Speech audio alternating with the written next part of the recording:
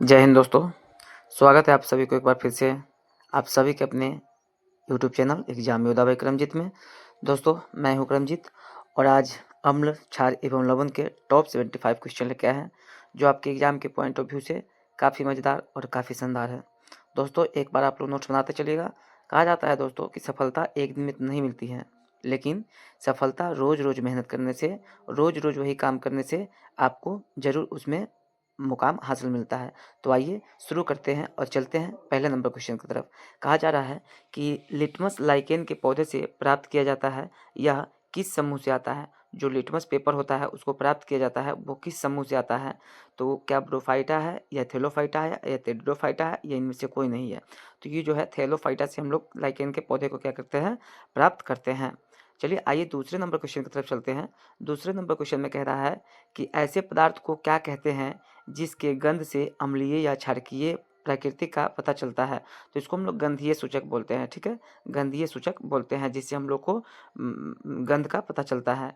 आगे है कि चूने के पानी से डैश को गैस प्रवाह करने पर वह दूधिया प्राप्त होता है।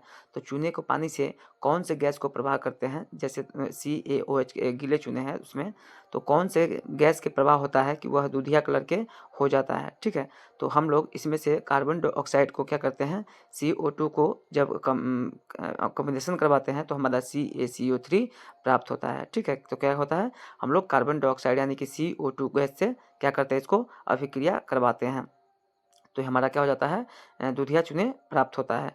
चलिए आइए आगे देखते हैं। चौथे नंबर क्वेश्चन की तरफ चल रहा है। चौथे नंबर क्वेश्चन में कह रहा है कि लिटमस विलयन डैश रंग को रंजक होता है। तो लिटमस विलयन है कौन से रंग के रंजक होता है?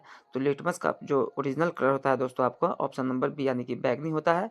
और वो आगे हम देखते हैं पाँचवें नंबर क्वेश्चन में कह रहा है कि निम्नलिखित में कौन से कैल्शियम कार्बोनेट के विविध रूप है? जो कैल्शियम कार्बोनेट के बड़े रूप है वो कौन है? तो उपयुक्त सभी है। क्या है? चूना पत्थर है, खड़िया है, संगमरमर है और सभी के सूत्र जो होता है दोस्तों आपको CaCO3 होता है। ठीक है, चूना पत्थर और खड़िया संगमरमर तीनों का सूत्र क्या होता है? CaCO3 होता है। चलिए छठे नंबर क्वेश्चन में कह रहा है, छठे नंबर क्वेश्चन में देख रहे हैं कि धातु ऑक्साइड प्लस अम्ल क्या है? धातु ऑक्साइड प्लस अम्ल बनाता है लवण प्लस जल। धातु में जब अम्ल के साथ अभिक्रिया कराते हैं तो वह लवण प्लस जल बनाता है। अतः धात्विक ऑक्साइड को भी डैश भी कहा जाता है। तो क्या कहा जाता है इसको? क्या क्षारकीय ऑक्साइड कहा जाएगा, अम्लीय ऑक्साइड कहा जाएगा, लवणीय ऑक्साइड कहा जाएगा, उदासीन ऑक्साइड कहा जाएगा? तो इसको हम लोग कहते हैं क्षारकीय ऑक्साइड। क्या कहते हैं? क्षारकीय ऑक्साइड। जब धातु और अम्ल मिलकर कोई अभिक्रिया करता है तो लवण प्लस जल बनाता है। क्या बनाता है? लवण प्लस जल यानी कि सॉल्ट प्लस वाटर बनाता है। ठीक है, जैसे MgO प्लस H2O या MgA प्लस HCl क्या होगा, बनाएगा आपका MgCl2। तो आपके क्या हो गया, यानी प्लस में आपका H2O, MgCl2 प्लस H2O। तो क्या हो गया आपका लवण। MgCl2 जो है एक लवण है और H2O क्या है आपका जल है। तो ये क्या है? क्षारकीय ऑक्साइड है। कोई दिक्कत? चलिए आगे देखते हैं हम लोग। सातवें नंबर क्वेश्चन में कह रहा है कि जब जब कॉपर ऑक्साइड तनु HCl के साथ अभिक्रिया करता है तब वह विलयन नीले हरित रंग का हो जाता है। यह डैश बनने के कारण होता है। तो यह हरित रंग का हो जाता है। क्या होता है? जो तो हरित रंग के कारण होता है उसको हम लोग कॉपर सल्फेट बोलते हैं। ठीक है, चलिए आगे देखते हैं हम लोग आठवां क्वेश्चन में। आठवां क्वेश्चन में कह रहा है कि अधात्विक ऑक्साइड डैश होते हैं। क्या होते हैं? अधात्विक ऑक्साइड क्या होते हैं? तो अधात्विक ऑक्साइड जो होते हैं दोस्तों आप लोगों को क्या क्षारकीय होता है, अम्लीय होता है, उदासीन होता है या कुछ नहीं कहा जा सकता है? तो आध्यात्मिक ऑक्साइड जो होता है आपको अम्लीय होता है। यानी कि क्या होता है, इसका pH मान जो होता है दोस्तों आपके 7 से नीचे होता है। ठीक है, 7 से नीचे pH मान होता है वो आपका क्या होता है? अम्लीय होता है। चलिए आगे देखते हैं। 9वें नंबर क्वेश्चन में कह रहा है कि निम्नलिखित में कौन सा कथन असत्य है? अब सभी कथन को आप आसानी से पढ़ लीजिए और उसके बाद में आसानी से इसको जवाब दे सकते हैं। आगे कह रहा है कि क्षारकीय विलयन विद्युत का चालन करते हैं। क्या करते हैं? क्षारकीय विलयन विलयन के चालन करते हैं। सही बात है। अम्ल केवल जलीय विलयन में ही आयन उत्पन्न करता है। क्या करता है? अम्ल केवल जलीय विलयन में ही आयन उत्पन्न करता है। ठीक है, जैसे H प्लस हाइड्रोजन अम्ल जो है H प्लस आयन देता है। आगे हाइड्रोजन आयन जल में स्वतंत्र रूप में नहीं रह सकते हैं। क्या करें? हाइड्रोजन आयन जो है जल में स्वतंत्र रूप से नहीं रह सकते हैं, सही है। आगे है छवि क्षारक में चौथे नंबर ऑप्शन में कह रहा है आपके सभी क्षारक क्षारक जो है जल में घुलनशील होते हैं। क्या होते हैं? सभी क्षारक जल में घुलनशील होते हैं। जैसे H3 प्लस ओ पॉजिटिव जो होगा आपको दोस्तों, तो ये क्या होगा? सही हो जाएगा। क्या हो जाएगा? आपके सही हो जाएगा। ठीक है, तो ऑप्शन नंबर जो है सी जो है आपका यहाँ पर राइट आंसर चला जाएगा। सॉरी, ऑप्शन नंबर डी जो है यहाँ पर सभी क्षारक जल में घुलनशील होते हैं, तो नहीं, गलत, ये आपका गलत हो जाएगा। तो ऑप्शन नंबर डी जो है इसका करेक्ट आंसर चला जाएगा।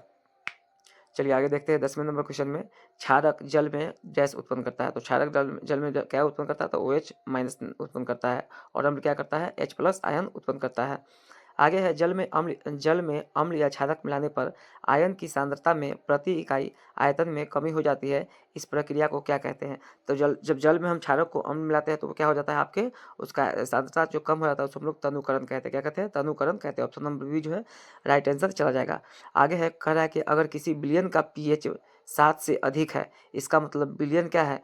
तो 7 से अधिक है तो क्षारकीय हो जाता है। क्या होता है? क्षारकीय होता है। हाइड्रोनियम आयनों की संख्या अधिक होता है, हाइड्रोजन आयनों की संख्या अधिक होता है, हाइड्रोक्साइड संख्या अधिक होता है, और हाइड्रोक्साइड की संख्या आयनों की संख्या कम होता है।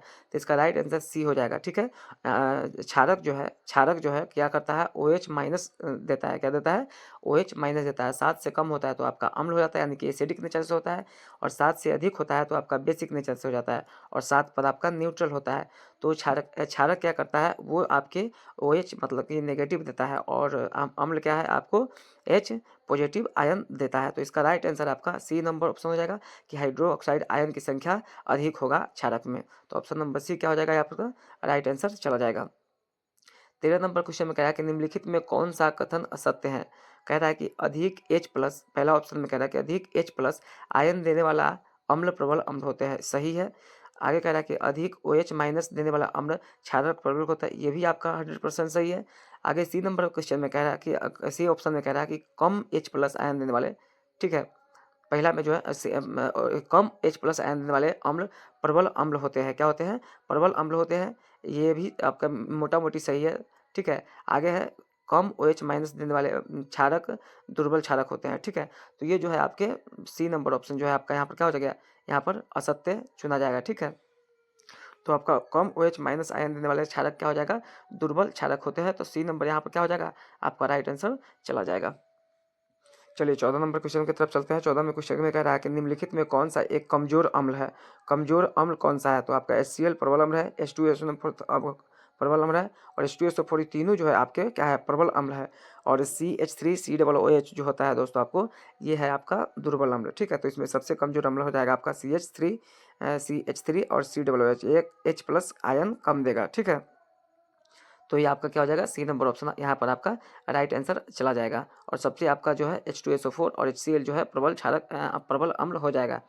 आगे कह रहा है कि हमारे शरीर किस pH परासेक के बीच कार्य करता है?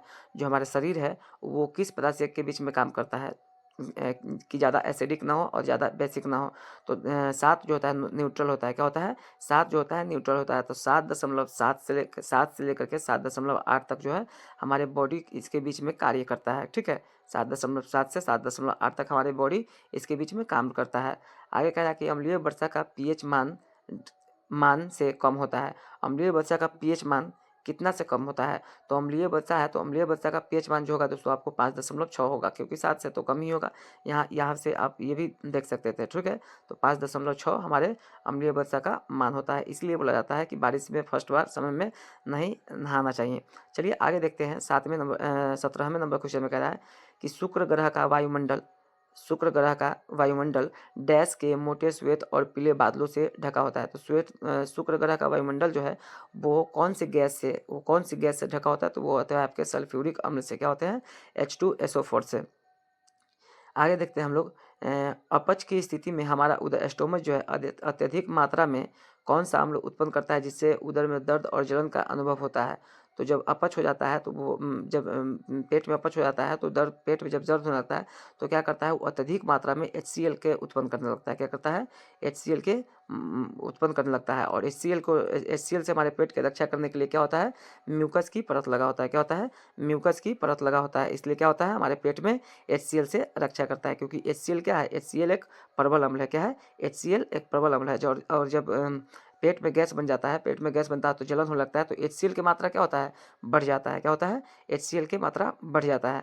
आगे है, अपच के उपचार के लिए निम्न में से कौन सी औषधि को उपयोग किया जाता है। तो अपच के उपयोग के लिए जैसे मान लेते हैं कि आपका एंटासिड जो दिया जाता है वो आपके काम करेगा, क्योंकि अम्ल को ये क्या करता है, अम्ल को क्या करता है, ये घटाता है। क्या करता है, क्षारकीय प्रवृत्ति को होता है, और अम्ल की मात्रा को, अम्लीयता को क्या करता है, ये घटाता है। इसलिए क्या होता है कि मतलब कि परेशानी खत्म हो जाता है। आगे है, मुंह का पीएच जब डैश से कम हो जाता है तब दांतों का क्षय रोग प्रारंभ हो जाता है। तो हमारा दांतों जो है दोस्तों, हमारा दांत जो है यानी कि 5.5 से जैसे ही कमता है, 5.5 से जैसे कमता है, अम्लीय प्रवृत्ति को होने लगता है, तो क्या होता है कि मतलब उसमें क्षय रोग होना शुरू हो जाता है। तो इसका राइट आंसर आपका ऑप्शन नंबर बी चला जाएगा। तो ऑप्शन नंबर बी इसका क्या हो जाएगा, राइट आंसर, यानी कि 5.5 से जब कम हो जाता है तो दांत में क्षय रोग उत्पन्न होने लगता है, और इसे क्षय रोग कहते हैं। चलिए आगे देखते हैं हम लोग 21 नंबर क्वेश्चन में। दांतों का इनेमल किससे बना होता है, जो शरीर के सबसे कठोर पदार्थ होता है। तो ये कैल्शियम और फॉस्फोरेट के बना होता है। किसका बना होता है, कैल्शियम फॉस्फोरेट, यानी कि ऑप्शन नंबर बी जो है आपका यहाँ पर राइट आंसर चला जाएगा। दांतों का इनेमल जो होता है, हमारे शरीर में सबसे मजबूत जो चीज़ है वो कोई चीज़ है तो है आपके इनेमल, जो दांत के उछले वाइट वाइट ऊपरी हिस्से वाइट वाइट वाले होते हैं, वो होते हैं। तो आपके ये किसके बने होते हैं, कैल्शियम फॉस्फोरेट के बने होते हैं। किसके बने होते हैं, कैल्शियम फॉस्फोरेट के बने होते हैं। इसको भी आप लोग देख लीजिएगा। पूरे शरीर में सबसे कठोरतम भाग होता है हमारे इनेमल ही होते हैं। चलिए आगे देखते हैं 22 नंबर क्वेश्चन की तरफ, कि मधुमक्खी और टेंडल के डंक में कौन सी अम्ल पाया जाता है। तो मधुमक्खी जो होते हैं, मधुमक्खी और नेटल के डंक में कौन सा अम्ल पाया जाता है। क्या टार्ट्रिक है, मेथोनिक अम्ल है, सिट्रिक अम्ल है, एसिटिक अम्ल है। तो इसमें जो मधुमक्खी है और नेटल के डंक है, दोनों की डंकों में जैसे दोनों के डंक मारते हैं तो अपने मेथोनोइक अम्ल ही लगता है। ठीक है, मेथोनोइक अम्ल लगता है। इसको हम लोग अम्लीय है, इसको हम लोग उपचार करने के लिए क्या करते हैं, उपचार करने के लिए हम लोग क्षारकीय दवा को उपयोग करते हैं, जिससे हमारा सही हो जाता है। इसका मेथोनिक अम्ल का फॉर्मूला होता है HCOOH, आपका इसका रासायनिक सूत्र होता है। आगे है, मधुमक्खी के डंक द्वारा मारे गए अंग में जलन और दर्द अनुभव होता है। इससे आराम पाने के लिए इसमें से किसका उपयोग किया जाता है। तो इसे हम लोग ना सोडियम हाइड्रोक्साइड के उपयोग करेंगे। क्या करेंगे, बेकिंग सोडा के उसके साथ में उपयोग कर सकते हैं। तो ऑप्शन नंबर बी जो है इसका राइट आंसर चला जाएगा, क्योंकि वो अम्लीय है और अम्ल को नष्ट करने के लिए हम लोग क्या करेंगे, क्षारक से दूर कर सकते हैं। आगे है, डॉग पौधों की पत्तियां की प्रकृति कैसी होती है। तो डॉग पौधे जो होती है दोस्तों, आपके डॉग पौधे होते हैं, देखिएगा तो डॉग पौधे जो होते हैं ये क्षारकीय नेचर की होती है। क्या होती है, ये बेसिक नेचर की होती है आपके। चलिए आगे नंबर क्वेश्चन 25 नंबर क्वेश्चन में कह रहा है कि निम्नलिखित में से गलत सेट को चुने। इसमें से आपको गलत सेट चुनना है कि इस टमाटर में ऑक्जेलिक अम्ल होता है, जी होता है। इमली में टार्ट्रिक अम्ल होता है। सिरका में सिट्रिक अम्ल होता है। सिरका में क्या होता है आपके, खट्टे खट्टे दूध में सिट्रिक अम्ल होता है। खट्टे दूध में क्या होता है, सिट्रिक अम्ल होता है। और सिरका में क्या होता है, एसिटिक अम्ल होता है। तो इसमें से आपको गलत को चुनना है। तो यही सिरका में आपका एसिटिक अम्ल नहीं होता है। ठीक है, सिरका में क्या होता है, एसिटिक अम्ल नहीं होता है। तो ऑप्शन नंबर ये जो है, सॉरी, ऑप्शन नंबर डी जो है आपका, खट्टे दूध में क्या होता है, सिट्रिक अम्ल। जितने भी खट्टे फल है उसमें क्या होता है, सिट्रिक अम्ल होता है। जैसे नींबू हो गया, संतरा हो गया, इस सब में कौन सा होता है, सिट्रिक अम्ल होता है। खट्टे दूध में सिट्रिक अम्ल नहीं होता है। तो ऑप्शन नंबर डी जो है आपका यहाँ पर राइट आंसर चला जाएगा। ठीक है, ऑप्शन नंबर डी जो है राइट आंसर चला जाएगा। चलिए दोस्तों, ये शानदार 25 क्वेश्चन आप लोगों ने कर चुके हैं। चलिए इसका सेकेंड पार्ट हम बनाएंगे, जो बहुत जल्द अपडेट होगा। तो दोस्तों मिलते हैं अगले वीडियो में। चैनल पर नए हो तो चैनल को सब्सक्राइब कर लीजिए। मिलते हैं अगले वीडियो में, तब तक के लिए जय हिंद, वंदे मातरम।